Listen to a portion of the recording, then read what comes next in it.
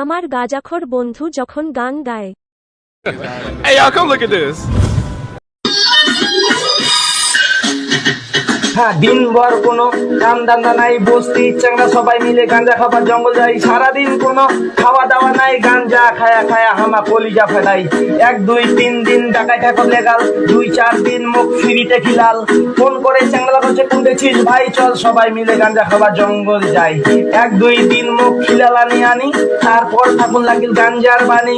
একদিন না খালে মুখ ভালো লাগে না, সেই কথাটা হামা জানি।